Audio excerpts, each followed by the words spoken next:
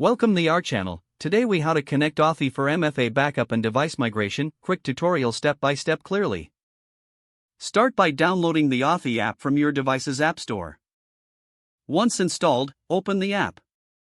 When you open Authy for the first time, you'll need to enter your phone number. Choose your country code from the drop-down menu. After entering your phone number, tap the next button. You will receive a verification code via SMS. Enter the code in the app to verify your phone number. Once verified, you can set up a backup password for added security. Next, enable the backup feature by navigating to Settings. Locate the multi-device option and toggle it on. Now, go back to the main screen and select your account.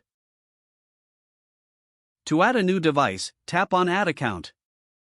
Enter the authentication information for the service you want to secure. Follow the prompts to scan the QR code or enter the key manually. After adding your account, make sure your backup is working by checking the account status. To migrate to a new device, install the Authy app on your new device. Open Authy and enter your phone number again. Verify your phone number as you did on the previous device. Once verified, your accounts will automatically sync to the new device. Double-check that all accounts have been successfully transferred. Remember to disable the multi-device option on your old device for security.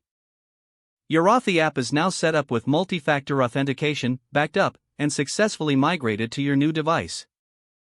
If the page does not load, refresh the browser or try again in a private or incognito window.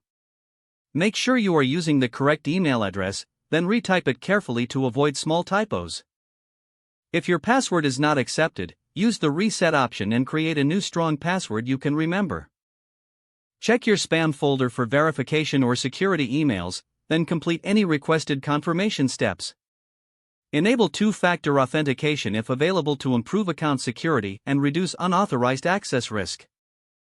After signing in, review your profile details so your contact information and settings are accurate and current. Don't forget to like this video and subscribe to our channel for more step-by-step tech guides.